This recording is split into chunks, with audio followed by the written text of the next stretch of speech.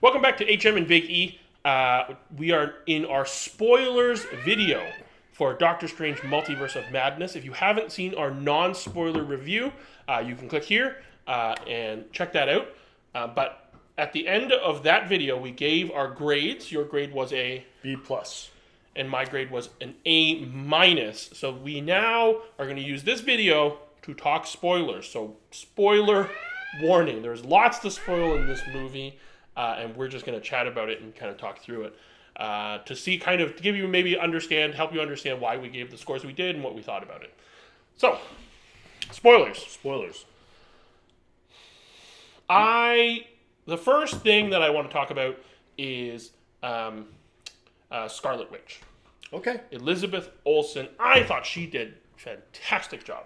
She is proven to be a very good actress. I feel this was more her story than Doctor Strange's story. Yeah, that's a fair point.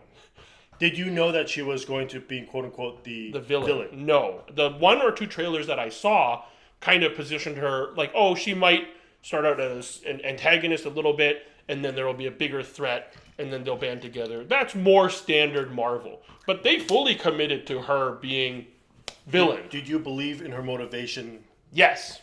Okay. Did you? You thought it was a bit weak? No, I sort of understand that her mind's fractured and that after what happened in the WandaVision, she might go in that direction where her whole reality's broken. Right. And then on top of that, the book is corrupting her.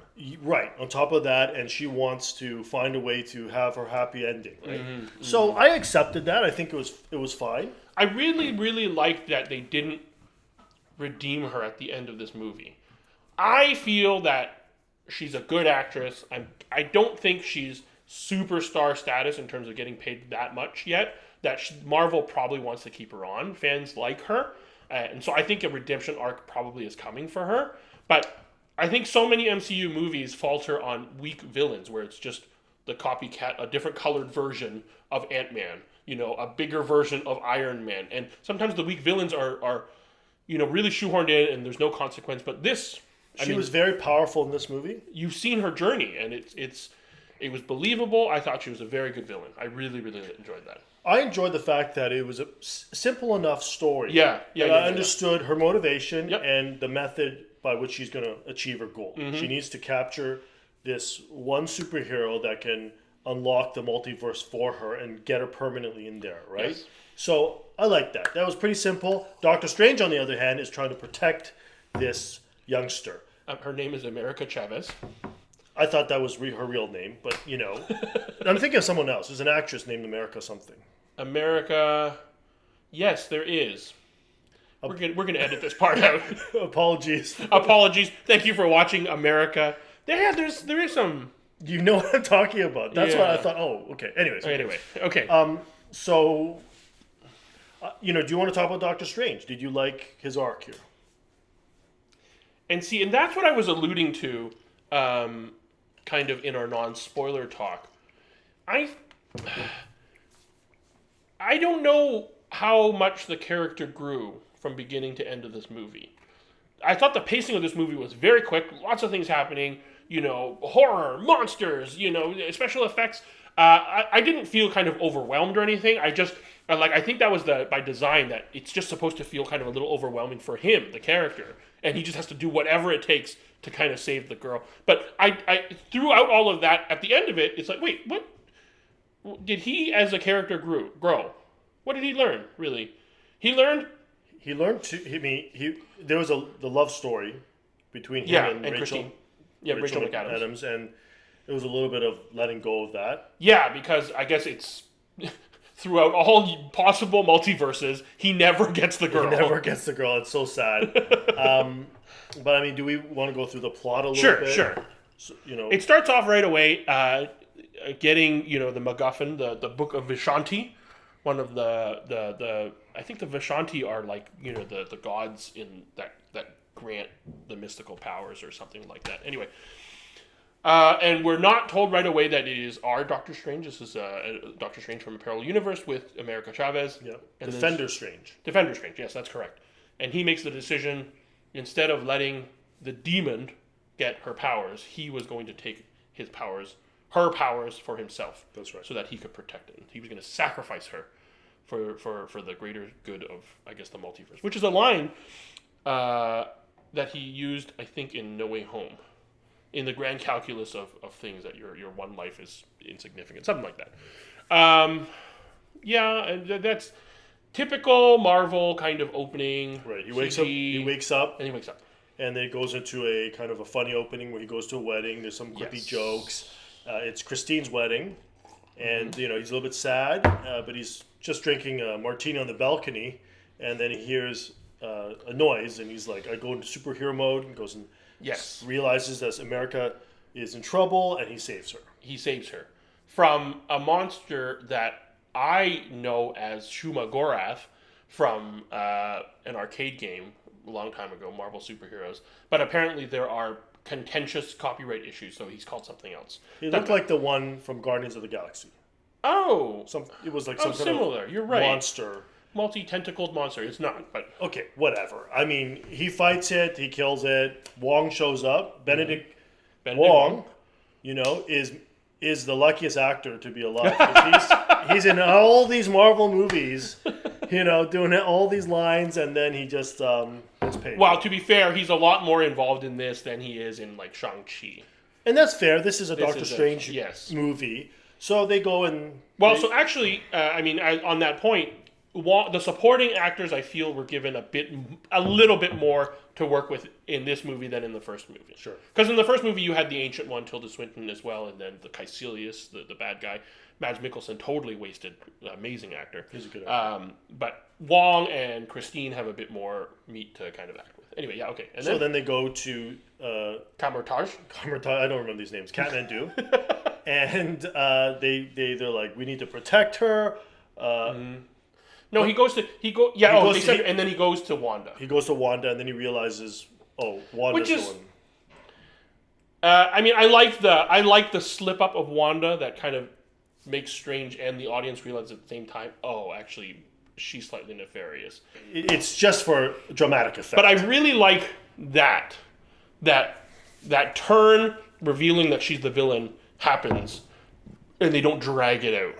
Right. They don't have her trying to help and then stealing glances and making the audience aware, but the character's not aware. Like, it's right out in the first 10, 15 minutes.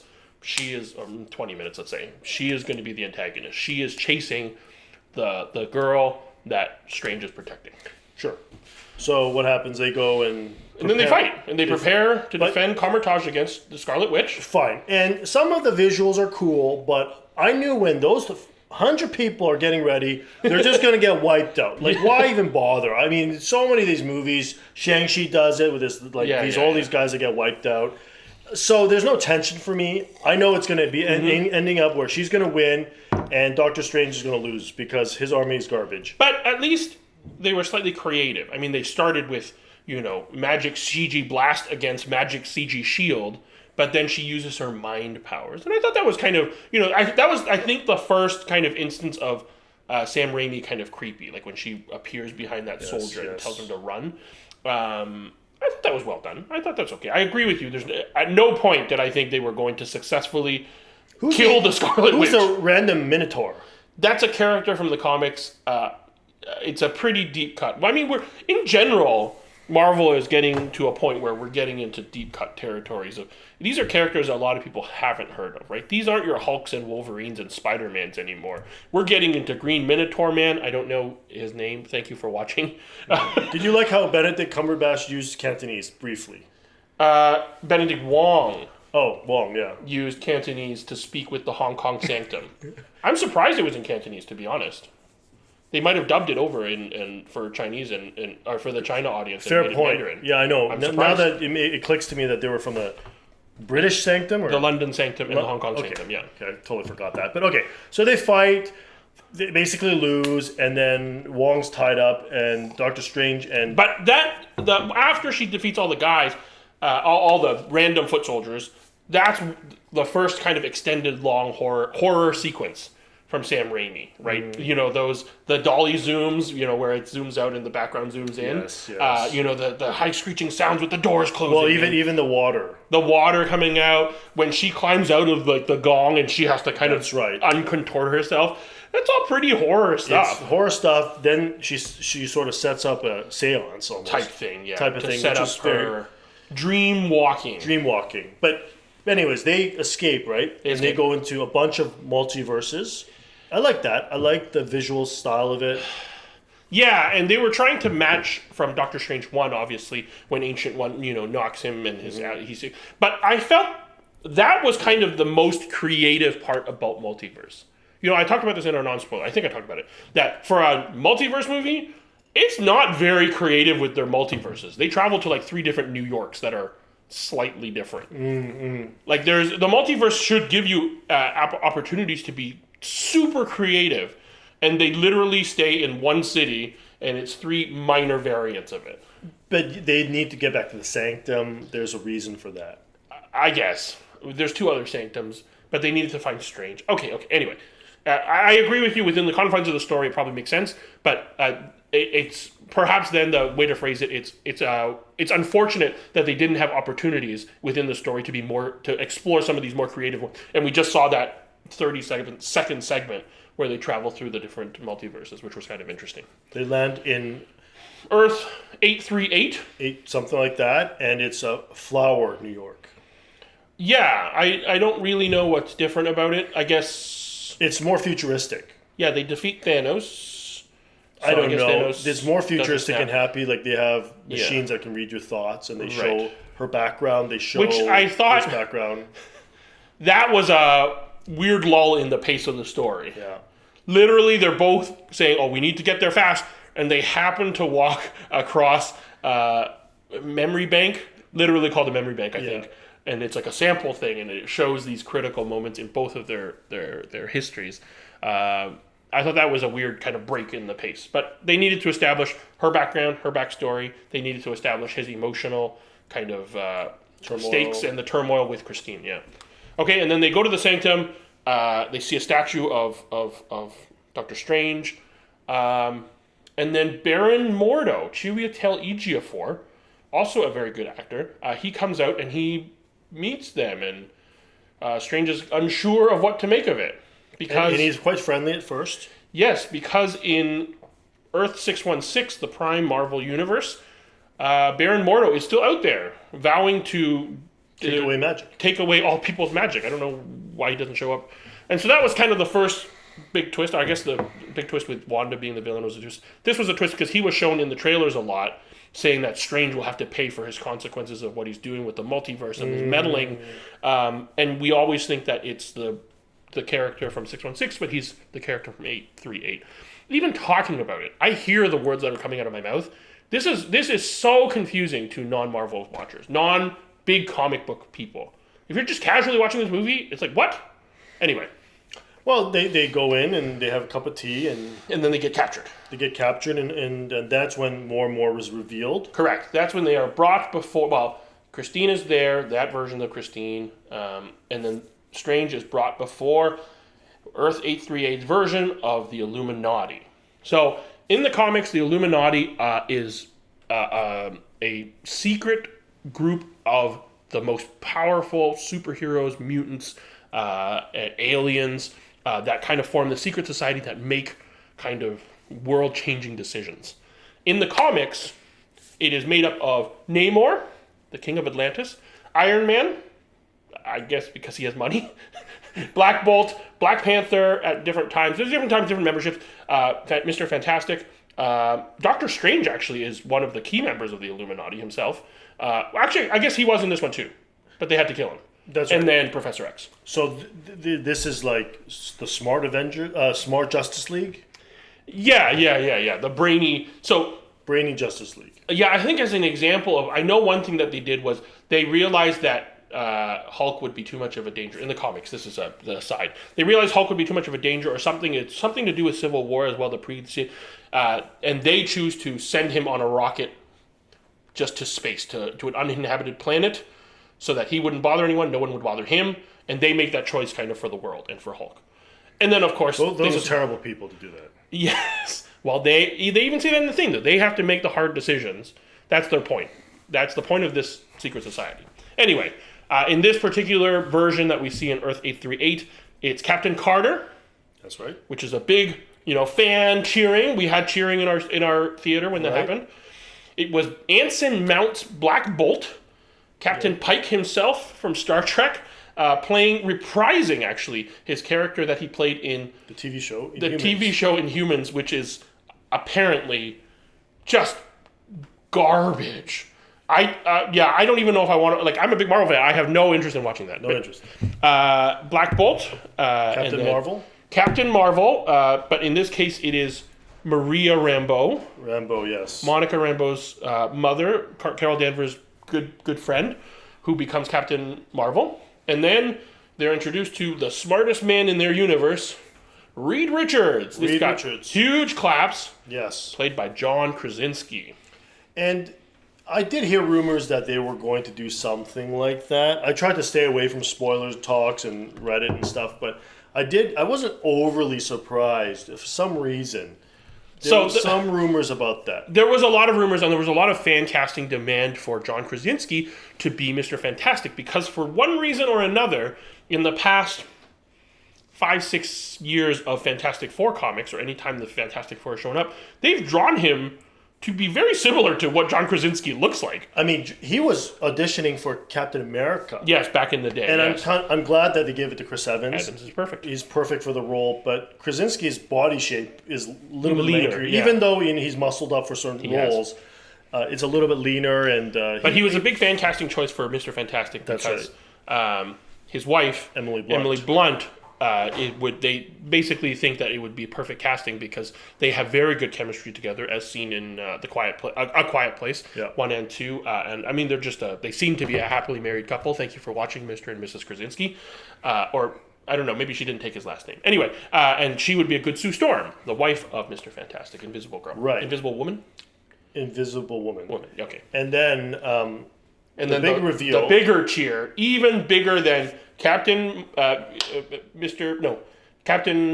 Carter, and bigger than Mr. Fantastic, was Jean-Luc Picard in a gigantic oversized wheelchair. What do you call that? A turbo wheel? The floating wheelchair. Yeah, of course we're talking about Professor Xavier. Yes. He comes in and big cheer.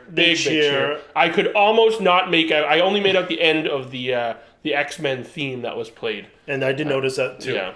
Anyways, these guys are starting to do their little speeches. Yeah. So one of the things that apparently kind of is a mark of the Illuminati is that because they're a group of these super smart, super powerful things, they like superheroes, they tend to be overly arrogant or overly confident. I did not know that. In the comics. Anyway, and so there is a bit of that, and especially Reed Richards is like that too. And so they kind of underestimate Wanda, possibly because in their universe, Wanda never turned so bad or never turned so powerful. I think she does have the powers. She is shown to fly and stuff, but she's not that powerful. And then they kind of tell Doctor Strange off, and they recount the story of what happened to their Doctor Strange. Right. This was the point in the movie where I felt it was spinning its wheels a little bit. It's giving a lot of fan service. There was these were the largest cheers I've heard. Well, actually, it hasn't been that long, I guess, since Toby and Andrew appeared in the Spider-Man No Way Home. But then previously, before that, in Endgame, when the portals open. It's always to do with portals. I just felt that I'm not sure what this really adds to. I guess the idea is supposed to be he's learning that he's destined to be reckless and arrogant, or what? Yeah, sort of choosing your fate, and is a theme in this movie. I felt like it's their way of getting Patrick Stewart, Krasinski into the MCU, because the next time they show up it's not going to be Jean-Luc Picard. It's not going to be Patrick Stewart. He can't keep doing this. Well, you say that, but the X-Men are coming up. X-Men are definitely coming, and maybe he won't do it, but I don't know. I mean, maybe they'll cast a younger Professor X, right? Right. But I could see John doing it, Krasinski. You can see him Krasinski doing could it, do it, right? And they'll do a standalone Fantastic Four movie. Yep, which had been announced. Yep. Right. And then after that, Wanda breaks in and they set up for the fight. That fight was brutal. Yeah. That was a fight that I was like, whoa, what rating is this? It felt like The Boys. Yeah. Or Invincible. Right. Where Omni-Man fights the, whatever they're called. Their Justice League. It was pretty brutal, but she kills them all. Kills them all, wipes them out. I mean, Black Bolt's death was particularly bad, but actually they were all pretty bad. Mr. Fantastic was pretty bad. I like that death though. They just made him like string fingers and no, and then his head explodes. Right, but Mr. Fantastic shouldn't be fighting. His powers are garbage. You shouldn't be fighting anybody. If I was him, I'd be in the back. Just doing brainy stuff. Well, don't even wear that suit, man. Just wear normal 3D When he first showed up, like there was no stretching. He just kind of shows up and sits down, and I was like, oh, maybe they're not going to show his power use. And they didn't really. His power use was he stretched his hand out to stop something. He lands with stretching, and then he's like, stop a little bit, and then turns into. It's not a good character. It's not a good character. It's bad, corny powers. Yes, the best Fantastic Four movie that's ever been made is The Incredibles. Yes. Yeah. Anyway, so she kills them all. What happens next? Well, they escape. Again. They escape and they. Oh no, they don't. They don't because they manage to convince Christine to trust this Doctor Strange, and then they go through the magic door that this Strange set up to reach the Book of Vishanti. Right. So they're there, and he grabs the book and he's about to read this magical book that's going to give him whatever powers he needs to destroy whatever evil. And then she comes in. Yeah, and they get pulled into another universe, right? Another New York where it's destroyed, basically. It's a very desolate, destroyed. Looks like something from Blade Runner, and then they... Well, because in the... I guess at that point she looks like zombie Wanda, the zombie Scarlet Witch, because she's kind of hobbling because of the glass that she's walking on, and then, like, you know, she's covered in... blood. But she's not covered in blood, because that would be... beyond PG-13. I think she's covered in oil from killing the Ultron bots. Oh. So they're getting around that a little bit, saying it's oil. This is kind of like Saturday morning cartoon stuff. That's right. Where it's oil and machines, not bad guys in blood. I did not notice that. Yeah, and so she chases them. Again, very horror, lots of horror stuff. A few jump scares, that kind of stuff. Then what happens? Then they get pulled back. The America girl goes. She gets captured in our universe on the table, that altar table, right? Yes. And then Doctor Strange is like, I have no choice but to inhabit it. No, you're missing a bunch of stuff, isn't it? He floods. I remember they're in the tunnel. He floods the water. Yeah, no, they get through. You're going back now. You're going back in time. No, but they're in 838. How did they get back to? No, they go to the super ruined place. That's what I said, the desolate place. Oh, okay. Oh, okay. Yeah, you're going back in time. You're taking the time machine, going to go back in time. How did Wanda get America? America opened a portal, and then they could. Oh yeah, and then they knock Christine and Doctor Strange into this destroyed New York. That's right. And then she takes America. So he's stuck, and he has no way to get to her because America's gone. Yes. So he dream walks using a corpse. And yes. He uses a corpse. There's a little bit that we're missing about back in 616. Another random sorcerer survived, and she stabs the Darkhold. And remember, so she doesn't have the book anymore. That's why they need to travel to the mountain. Sure. Whatever. They travel to Mount Wundagore, which is in the comics where Wanda and Pietro were birthed, or where they were born, and they were born. In the X-Men cartoon that we saw, Magneto is their father, but he doesn't raise them. He leaves them in the care of a magical horse woman called Bova. How do you know all this stuff? Anyway, you're such a nerd. Okay, so she's on the mountain, and it turns out that the mountain, carved by the Elder God, or in this case they say it's the demon Chthon, you know all these who has all these evil spells, and then the Darkhold was just copying it. But it turns out that it has all these, it has a statue on the wall that's about the Scarlet Witch, and these evil CGI rock monsters are about to attack them. But they bow to her because she is kind of the prophesied evil one, I guess. Yes. Sure.